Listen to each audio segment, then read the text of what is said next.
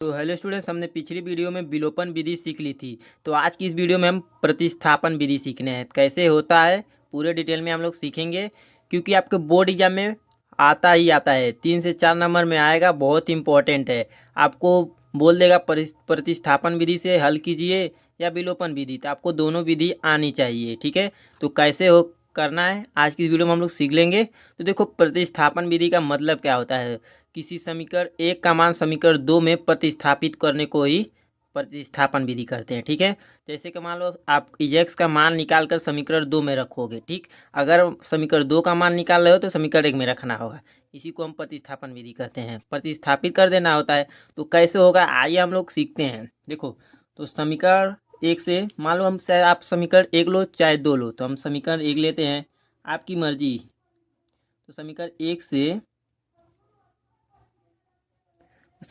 से सीखते हैं। देखो, समीकरण एक क्या हमारा 3x + 4y = 10। आप बहुत ही आसान विधि है, अगर आप सीख जाते हो तो यहाँ से आपका 3 से 4 नंबर कंफर्म हो जाएगा। ठीक है, तो देखो ये हमारा हो गया। अब क्या करना है इसे, तो देखो ये यहाँ पर हमें क्या है, 3x हो जाएगा, x =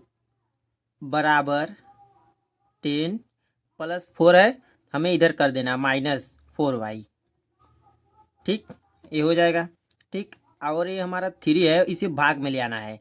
ठीक है, एक्स का गुणांक क्या है, 3 है, तो इसे हम भाग में ले आते हैं। तो x = 10 - 4y / 3, ये हमारा हो जाएगा क्या, समीकरण 3 का मान हो जाएगा, समीकरण 3 हो जाएगा। ठीक है, इसे हम समीकरण 3 मान लेंगे। ठीक, सारे सवाल ऐसे ही लगने वाले हैं, बस आपको प्रैक्टिस की ज़रूरत है। ठीक है, हमने देखो हमने समीकरण पहला लिया। ठीक, 3x लिखा, फिर बराबर बराबर ऐसे ही 10, फिर प्लस का 4y इधर आ गया, माइनस में हो जाएगा। ठीक है, फिर मैंने x लिखा, ये x का गुणांक 3 है तो भागा में आ जाएगा, तो मैं भागा में लिख दिया, बस सिंपल सही किया हूँ, समीकरण 3 हो जाएगा। ये हो गया हमारा। अब क्या करोगे, देखो x का मान समीकरण 2 में रखना होता है, तो पहले यहाँ पर लिख देना है आपको, समीकरण 2 में x का मान रखने पर, ठीक है, x का मान रख देना है। ठीक, x का मान रख दो, तो हमारा समीकरण 2 है, पहले उसे लिख लेते हैं। मेरा समीकरण क्या है, 2x - 2y = 2 है। पहले हमें इसे लिख लेते हैं, लिखना ज़रूरी होता है। 2x - 2y = 2। ठीक, अब इसे समीकरण, इसमें हमें x का मान रखना है, तो हमें x का मान रखते हैं। देखो कैसे रखो, x का मान क्या है हमारा, 10 - 4y/3, x का मान रख दिया हमने।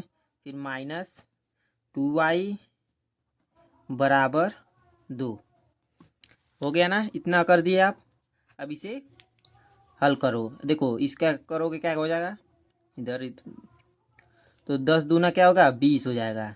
ठीक, 10 दूना 20 होगा, ये क्या हो जाएगा, 4 दूना 8 हो जाएगा, 8y हो जाएगा। ठीक, और ये अपान 3 ऐसे ही कि उतर आ जाएगा। ठीक है, और -2y = 2 ऐसे ही हो जाएगा ये।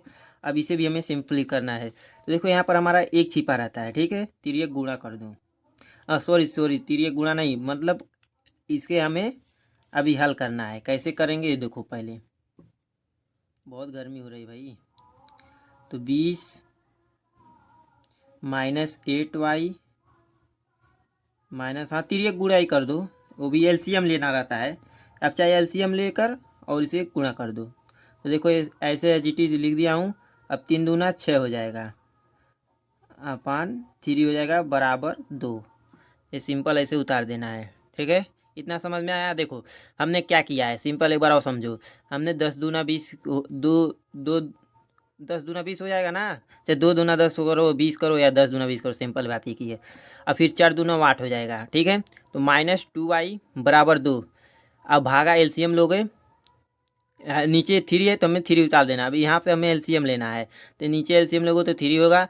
ठीक है, तो एलसीएम 3 लोगे, तो इसका गुणा इधर करोगे तो क्या हो जाएगा, यही सेम एज इट इज उतर जाएगा। एक कम 20 - 8y, एक कम एक ही होगा, इधर 3 दूना 6 हो जाएगा, -3 दूना 6 हो जाएगा। ठीक है, 6y हो जाएगा। यहाँ पर y लिखाएगा, y गलती से भूल गया था, y लिख दिए, ये हो गया। अब क्या करोगे, यहाँ से देखो फिर से ही गुणा करना है। अब गुणा नहीं करना है आपको, इसके हल करना है। कैसे हल करोगे ये देखो, ये यहाँ पर हो जाएगा हमारा 20, 8y और -6y कितना होगा, 14 आ जाएगा। -14y हो जाएगा, माइनस माइनस प्लस होता है, जुटता है तो और माइनस उतर जाता है, और नीचे 3 बराबर 2। ठीक, अब तिर्यक गुणा कर दो, इधर इसमें भी तिर्यक गुणा करो। देखो तिर्यक गुणा कर रहा हूँ, 14y, ठीक, 3 दूना 6 हो जाएगा, बराबर 6। ये हो गया। अब संख्या को इधर एक तरफ लाओ, देखो 14y माइनस 14y, हमें संख्या को इधर लाना है ना, -20। ठीक, ये हो गया -14y बराबर, इधर घटाओगे कितना बचेगा, माइनस का 14 बचेगा, क्योंकि हमारे पास माइनस बचेगा, क्योंकि ज़्यादा संख्या के पास हमारे माइनस है। अगर ये हमारा होता है 6 के पास तो यहाँ पर माइनस नहीं उतरा, अगर ज़्यादा अंक है उसके पास माइनस रहेगा तो आपको माइनस लिखना है। ठीक है, क्योंकि आपको 20 में से 6 में से 20 घटा रहे हो। ठीक है, ये हो गया हमारा।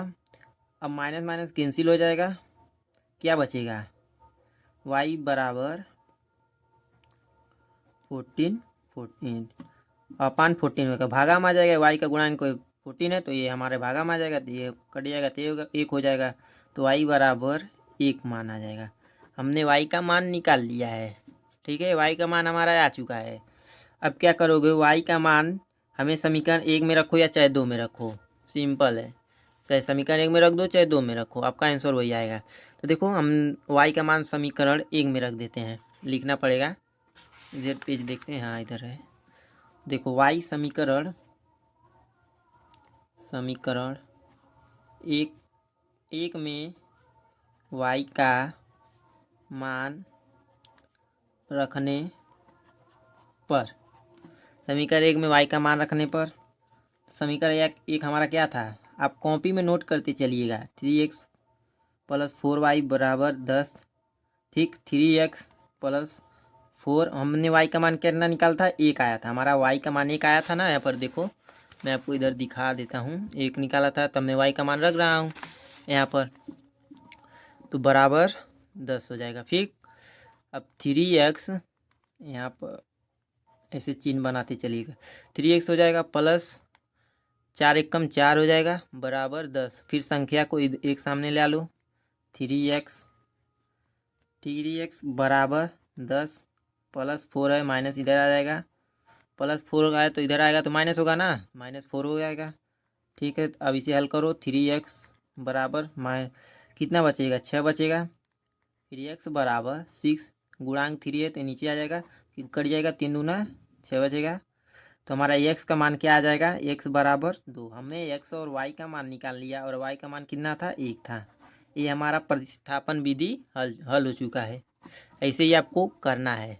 ठीक है, बहुत ही आसान है, अगर आप वीडियो ध्यान से देखोगे तो आपको समझ में आएगा। अगर कहीं भी आपको कुछ नहीं समझ में आता है, कोई पर मिस्टेक हो तो कमेंट में ज़रूर बताइएगा, मैं आपको वहाँ पर कमेंट में रिप्लाई करने का, मैं आपको कमेंट में रिप्लाई ज़रूर दूंगा कि आपको क्या समस्या थी, उसे हल ज़रूर करूँगा। ठीक है, तो मिलते हैं किसी नेक्स्ट वीडियो को लाइक ज़रूर कीजिएगा और चैनल को भी सब्सक्राइब कर लीजिएगा। वीडियो को ध्यान से देखिए एक बार और